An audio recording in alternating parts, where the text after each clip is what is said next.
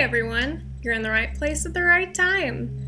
So today maybe we could take a break from the aliens, conspiracy theories, and ghost stories and talk about my fourth favorite topic to discuss, cults. This cult also involves sex trafficking and unlicensed daycares, but let's not get ahead of ourselves because I'm trying to keep that monetization intact, you know what I'm saying? This has been in the news a lot lately, and honestly, I think this is going to be a fun one, you guys, so I'd tell you to sit back and relax, but honestly, that seems inappropriate. So rather, I ask you to go ahead, grab a drink, and strap in, because it's going to be a bumpy ride. The suspected head of an alleged cult that reportedly branded female members now faces charges in the United States after he was arrested and extradited from Mexico. You recognize her? Well, she was an actress on the show Smallville. And they're alleging that she tried to destroy emails and texts involving the Nxivm cult and its leader. I started to transform in a way that I never expected. Matt can be seen on this cell phone video taken this week as federal police in Mexico arrested the guru, Keith Ranieri, for extradition back to the U.S. on sex trafficking charges. 4 more people have been arrested in connection to the alleged sex cult Nxivm, including an heiress. What the world needs, I believe, is more human-to-human contact. This was a human experiment that he was doing with all of these people. This is a crazy group, a criminally insane group. This cult has gone after everybody, every critic, and destroyed them. Nxivm is categorized as a multi-level marketing company whose products center around self-help and professional growth seminars. Recently, the organization has come under a tremendous amount of scrutiny. In March 2018, the founder and leader of the organization was arrested for sex trafficking conspiracy, and conspiracy to commit forced labor. His co-conspirators include Hollywood actresses such as Allison Mack, former Smallville star. How is it possible that a self-help pyramid scheme could incriminate not only its founders, but high-ranking politicians and entrepreneurs? We're about to find out.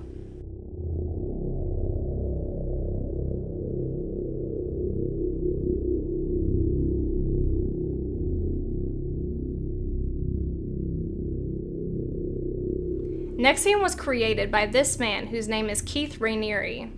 Ranieri has been described as one of the most charismatic people you could ever meet. He has a honed talent for listening and makes anyone feel like they're the only person in the room.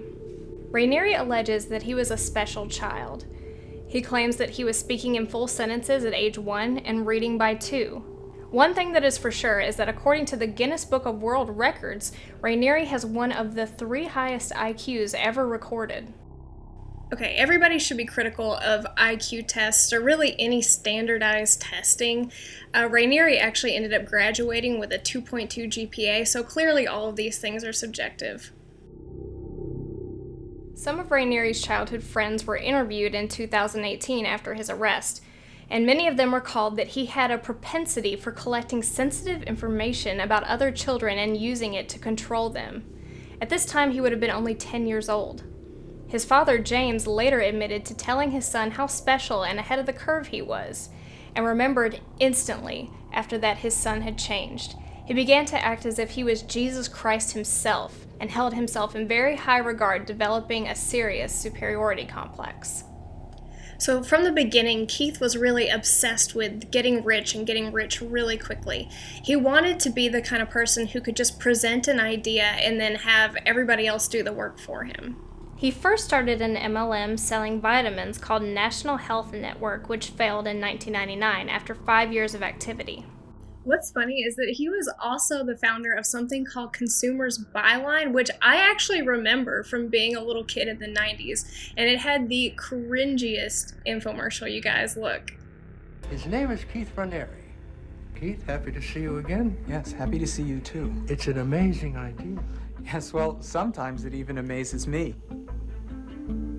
But Consumers Byline is wonderful, and it's working. Basically, the company sold you membership to be able to buy home appliances and other things in bulk for discounted prices. Another aspect of membership was the potential to earn money by getting your friends to join. Recruiting others promised bonuses and monthly compensation for your work. But a lot of members never saw either, which incited 25 legal investigations into Consumers Byline and Ranieri himself. We first told you about Consumers Byline last May when the company was accused of being an illegal pyramid scheme that uses unfair sales practices to sign up new members.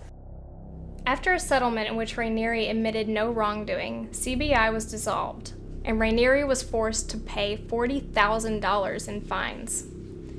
So we see here that Keith Raniere had a history of being sort of a con artist. He was just this guy with this clear superiority complex, and he just needed to find a way to trick people into making money for him. We've established that he had a Christ complex, but former colleagues of Ranieri claim that in the 1980s and 90s, he expressed a deep interest in Scientology and neuro-linguistic programming. Unfortunately, in 1998, Ranieri met a nurse and trained practitioner of hypnosis and neuro-linguistic programming. Her name was Nancy Salzman, and she became an invaluable asset to Ranieri on his quest for power. And that is when Nxivm was born. So in the very beginning, Nxivm was sort of marketed as something called executive success programs. And I'm not going to go into everything that they taught or believed because, to be honest with you guys, it's a complete ripoff of Scientology. But there are some very interesting differences. Ranieri was to be referred to as Vanguard. 12 days a year, they would have a festival celebrating his birthday called V-Week. The curriculum was referred to as ESPs. Executive Success Programs, which members paid sometimes tens of thousands of dollars to attend. In order to join Nxivm, you had to sign a non-disclosure agreement, because Ranieri claims that Nxivm's training is trade secret, and to speak or write about what goes on is copyright infringement. According to a psychiatrist's assessment of Nxivm's secret manual, the curriculum is nothing more than expensive brainwashing. Some classes ran up to 12 to 14 hours a day for 16 days straight. Some classes involved experiments in which Dr. Brandon Porter would observe members whilst they watched videos of people being murdered while attached to an EEG. Part of the Nxivm mission statement was a goal to ethically control as much of the money, wealth, and resources of the world. Now obviously, if that's one of your goals, trying to recruit poor people into your organization would be silly. Like Scientology, Nxivm started attracting members from the elite classes. Originally, they got Smallville actress Kristen Kruk, but soon after Nancy Salzman and her daughter were able to induct Allison Mack. Battlestar Galactica actress Nikki Klein asked to be let out of her acting contract with the show to focus on Nxivm full-time. The Seagrams heiresses Sarah and Claire Bronfman were inducted and quickly rose in the ranks. It's rumored that the Bronfman sisters have donated over $150 million into Nxivm. Richard Branson is listed among the members. He now denies this in spite of many photographs surfacing of him hanging out with the Bronfman sisters on his island. Sheila Johnson, the co-founder of BET and the first black woman to gain a net worth of over $1 billion, was a member. Enron exec Stephen Cooper was a member. The list goes on, including actors, actresses, politicians, and entrepreneurs. On the outside, everything seemed normal. Better than normal, really. Even though Nxivm welcomed all genders, there were all of these women seen as high-ranking in the organization and appeared to be enlightened and empowered by what they were doing. The Dalai Lama even spoke at a Nxivm event in May 2009. But everything was not fine. Even from the beginning, Nxivm seemed to have very disturbing aspects to it. Ranieri, it seems, had a bad track record with his relationships. Not all, but enough women intimately associated with Ranieri throughout his life have come forward with startling reports. Unfortunately, some can no longer come forward at all.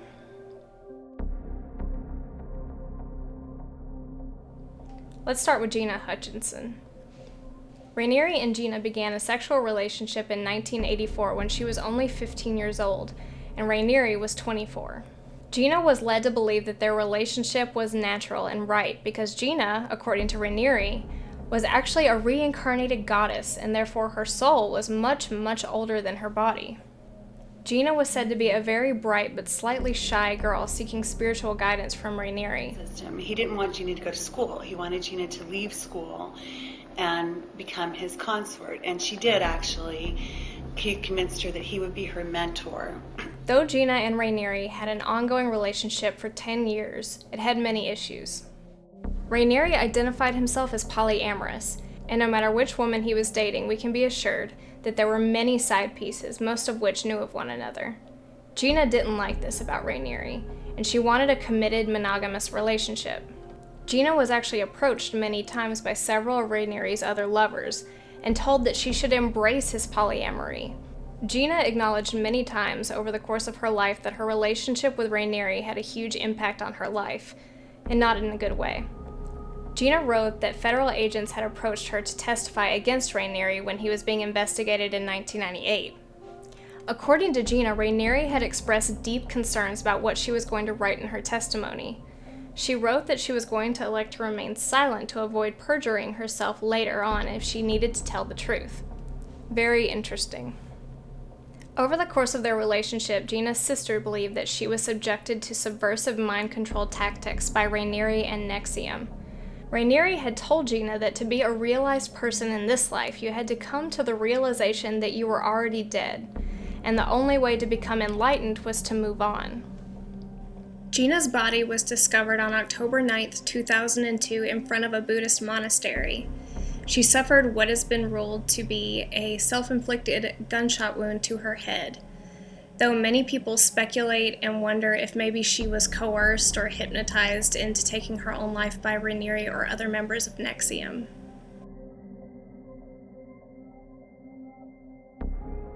Next, we have Kristin Snyder. Kristin Snyder, at age of 38, joined Nxivm and began taking courses in 2002, just a month after Gina's suicide. She paid $7,500 to enroll in a 16-day intensive course. The course was instructed by Nancy Salzman herself in Anchorage, Alaska. Kristin seemed to get a lot out of the course, and 2 months later, in January 2003, Kristin flew from Alaska to New York to meet with Nxivm leaders again. This course allegedly cost her an additional $2,000. However, when she returned from New York, her family became very concerned. They said that Kristin was sleep deprived, and whenever asked about it, she would say weird things like, "The Vanguard doesn't sleep, so I don't need to sleep." She loved Keith Raniere and just thought he was incredible and believed her time and money was well spent with Nxivm. A couple of weeks went by, and at the end of January 2003, Kristin, this time accompanied by her partner Heidi Clifford, attended another 16-day intensive in Anchorage, which cost her another $7,500. On February 1, 2003, the Columbia Space Shuttle disaster occurred, which killed all 7 of its crew members. This was during Kristin's Nxivm session, and she was led to believe that the disaster occurred due to her negative energy flying off and hitting the space shuttle. And Kristin believed them. Kristin started threatening suicide and attempted to kill herself by going out and lying in the snow for an extended period of time. Nxivm officials told her partner Heidi not to take Kristin to the hospital, which to this day Heidi says she deeply regrets. Kristin was last seen on February 6th as she was leaving the assembly. Her truck was found the next day, February 7th, at a campground in Seward, Alaska, and inside her truck she left a note, which read, "I attended a course called Executive Success Programs, also known as Nxivm, based out of Anchorage, Alaska, and Albany, New York. I was brainwashed, and my emotional center of the brain was killed/turned off. I have feelings in my external skin, but my internal organs are rotting. Please contact my parents if you find me or this note. I'm sorry, life. I didn't know I was already dead. May we persist into the future. No need to search for my body." Kristin's body was never found, and she has been officially pronounced dead. A jury decided that the death was a suicide. And when officials got with Ranieri to discuss her disappearance, Ranieri said that she faked her own death to avoid a drug cartel. There's no evidence of Kristin Snyder ever having any activity with drug trafficking at all. And what's so creepy is after her disappearance, Ranieri paid $24,000 to have access to the password to her email accounts. And also, Kristin is not the only person to use the words Nxivm and brainwashing in a sentence together. Ever since the story broke about a draconian sex cult in which female members were branded with their leaders' initials, many people have questioned how exactly this came to be. How did this painfully awkward, geeky-looking man trick so many well-educated, wealthy people with fantastically successful careers to surrender to his will? It doesn't add up.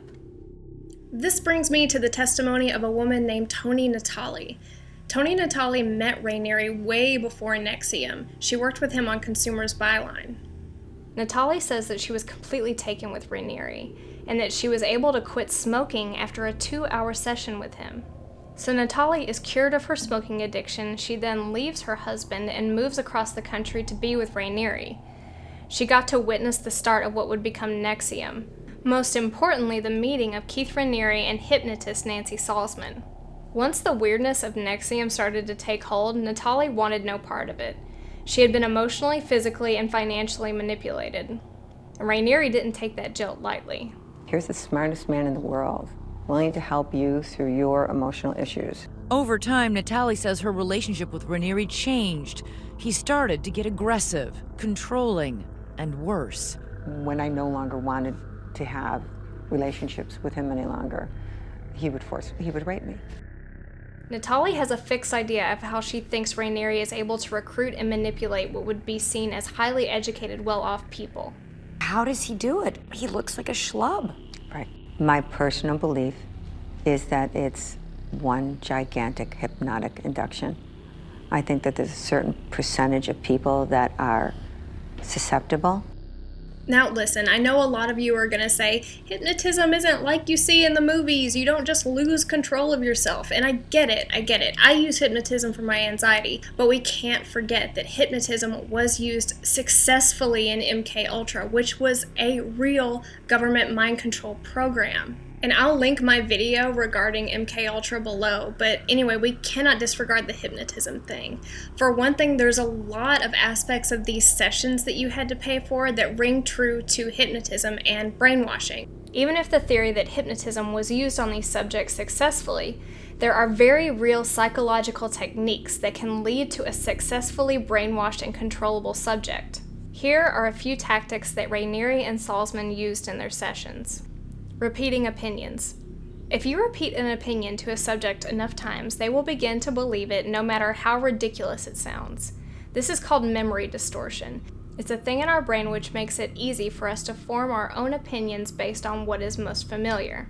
So if you repeat something like, they have weapons of mass destruction, enough times, people will stop asking for evidence and take it as fact. Imitation. Not the subject imitating the instructor, though. That will come organically later. The instructor must imitate the subject. You met at an audition, and I know you say she, quote, love-bombed you. What does that mean? It was basically a process of mirroring me. So I would say, I'm very interested in feminism. She'd say, me too. I'm from Pakistan. Oh, I'm fascinated by different cultures. Tell me more. I like sushi. I love sushi. And looking back, it was, a very contrived effort. But at the time, she seemed so sincere.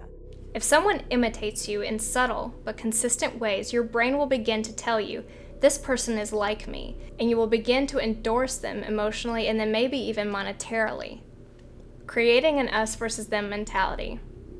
This was super useful to Scientologists. Basically, you create an environment where if anyone takes issue or brings up a problem with the organization or the instructor, they become the problem. Also, Ranieri had a way of taking legal action against journalists who spoke negatively about the group, and he even filed a lawsuit against Toni Natali after she dumped him. Attacking self-esteem. The best example of this would be what happened to Kristin Snyder. Nxivm had beaten her down so low that she genuinely believed that her negativity had caused the death of 7 people in a space shuttle crash.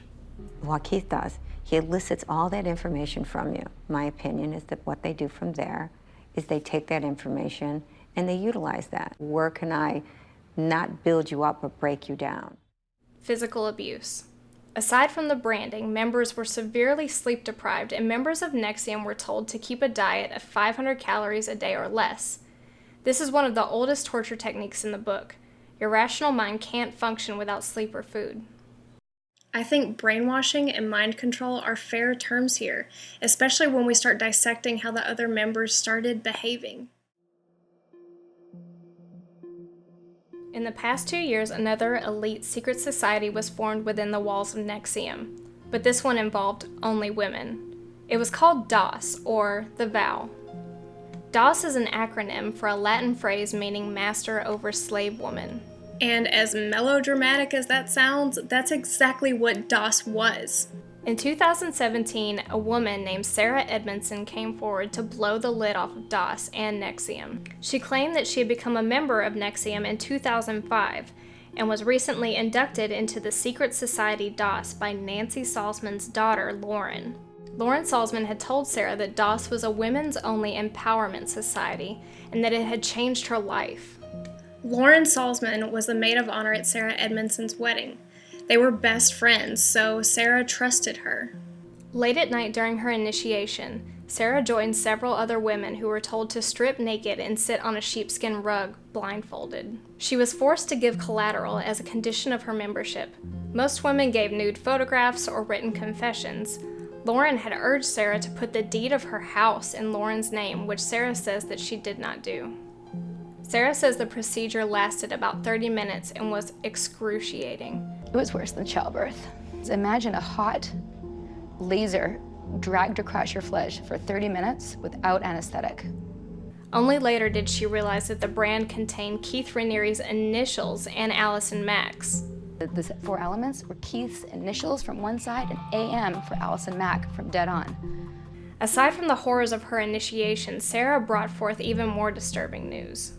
That like Nxivm, DOS was a pyramid scheme within a pyramid scheme. Unlike a women's empowerment group like Sarah had been promised, DOS was more of a harem for Keith Raniere.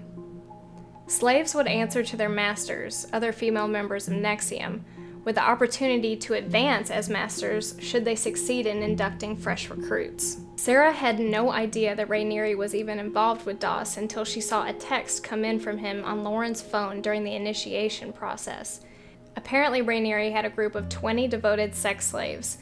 In recent years, his teaching in Nxivm had changed to attack feminism and gender equality. The Vanguard believed that men were naturally promiscuous while women were naturally monogamous. These new revelations were embodied in his new secret venture DOS. January 9th, 6:59 a.m. talking about branding on the wall. So, I think doing the actual brand in an orderly fashion, each of the 7 strokes having a certain ritualization, maybe each of the strokes has something that's said with them, and maybe repeated after the stroke is done. It also, of course, videoing it from different angles or whatever gives collateral. And the person should ask to be branded. Should say, please brand me, it would be an honor, or something like that. And an honor I want to wear for the rest of my life. I don't know. Okay. And they should probably say that before they're held down, so it doesn't seem like they're being coerced. Okay. Allison Mack was one of the top 6 masters of DOS and part of Raniere's harem.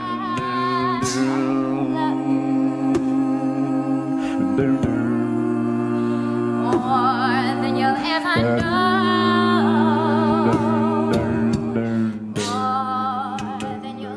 She reportedly told DOS members to let go of their own conscience because it would hold them back from personal growth. And during their branding, she told them to feel the pain and think of their master.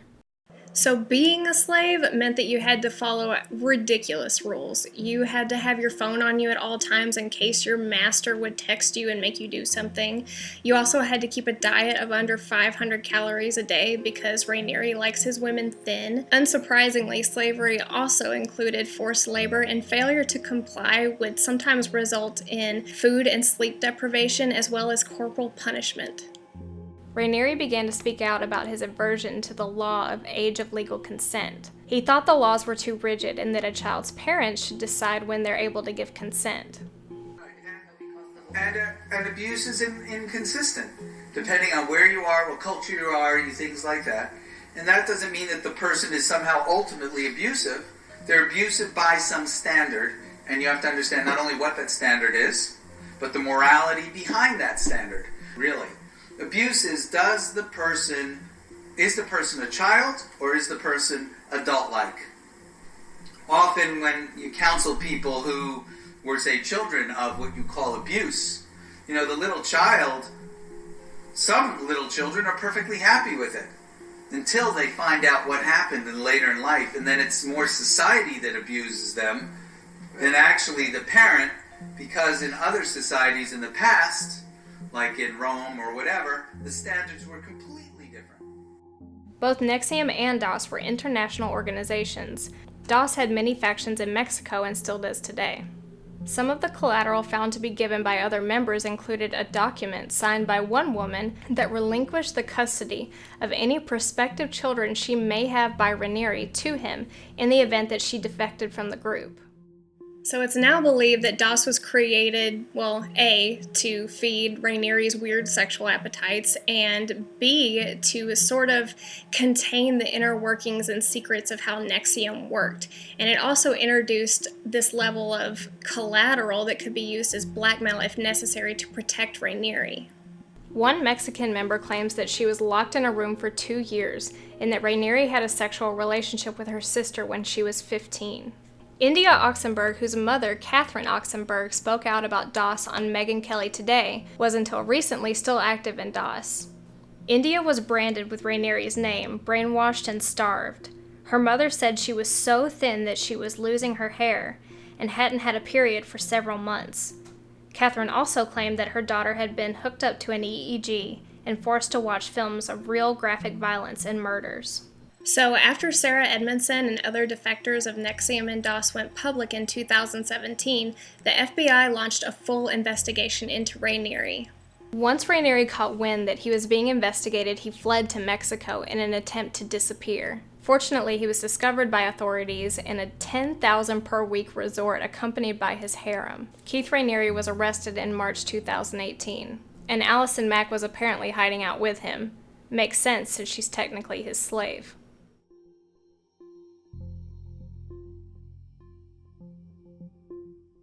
Ranieri was charged with sex trafficking conspiracy, and conspiracy to commit forced labor without bond.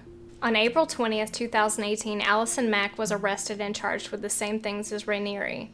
She was released 4 days later on a $5 million bond and ordered to remain under house arrest at her parents' home in California. Shortly after the first arrests were made, the FBI raided Nancy Salzman's home.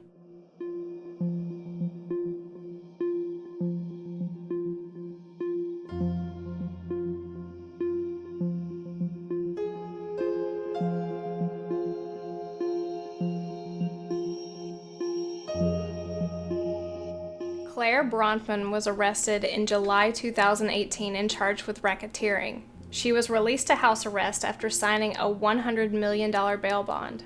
Nancy Salzman and Lauren Salzman were arrested and charged with racketeering as well. So this past spring in 2019, Ranieri's trial began, and to be honest, it was really interesting because nobody really knew how it was going to go. Nobody knew how brainwashed his co-conspirators were, and many people believed that Ranieri's followers would stand by him. Fortunately, Nancy Salzman was the first to fall. She pleaded guilty to racketeering on March 13, 2019. After that, everything came tumbling down like a house on fire. Lauren Salzman pleaded guilty to racketeering in March. On April 18th, Allison Mack pleaded guilty to state law extortion, racketeering, and forced labor. Finally, before Ranieri's trial was about to begin, Bronfman pleaded guilty to identity fraud and harboring an alien. The trial was honestly a wild ride, and if you want to do a deep dive yourself, you need to check out frankreport.com. It's written by a dude named Frank Parlato, and he was actually hired by Ranieri a few years ago as a private investigator to sort of get dirt on Nxivm's enemies, and he turned on them, and now he's put all this time and energy in sort of blowing the lid off the whole Nxivm web. One of the big highlights of the trial were the bits of evidence where Ranieri basically outs himself as a massive pedophile. Parlato believes that it was the mountain of evidence regarding Ranieri's pedophilia that led to the women's guilty pleas. It would have been so difficult for them to stand trial next to a guy who's a known pedophile.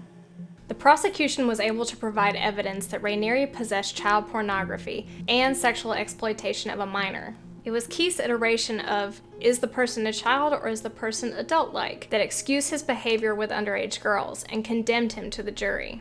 It kind of starts to make sense as to why Ranieri wanted Allison Mack and the other DOS members to have that low-caloric diet.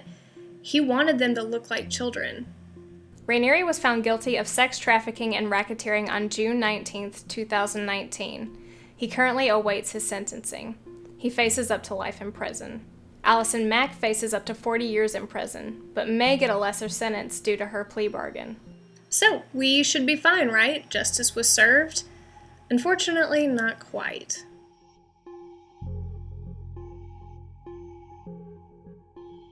So, I mentioned earlier that ESP and Nxivm are worldwide organizations with many factions across many countries, and I think I also mentioned daycares. That's right. Ranieri owns unlicensed daycares, and they're still operational.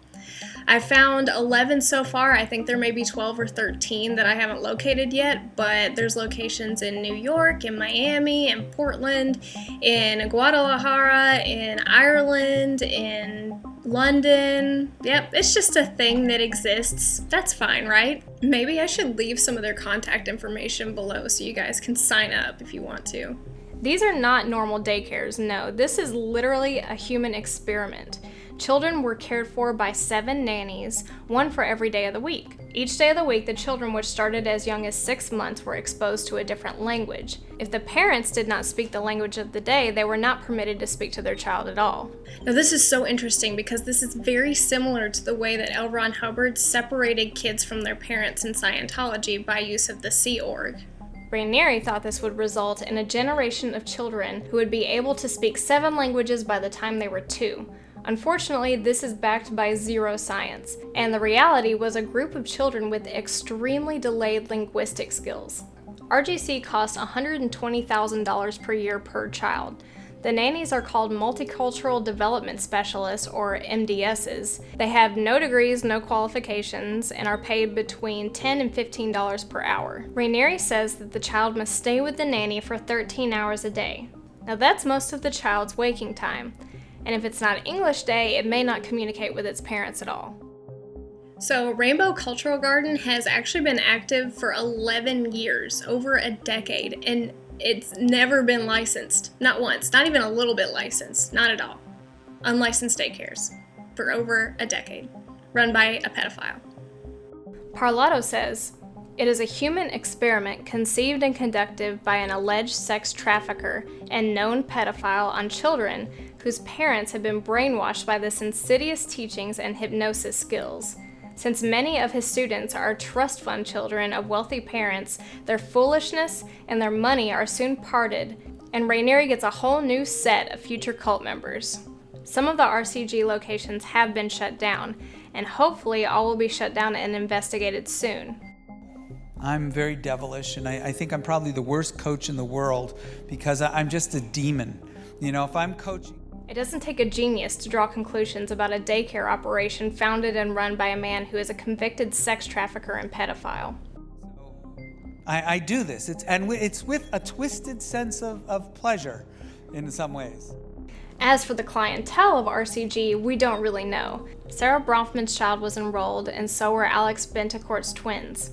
I think reasonable speculation would lead you to the conclusion that these patrons would be extremely wealthy and maybe even some names you've heard of. $120,000 a year ain't cheap for finger painting and nap time, and let's just hope that's all that was going on.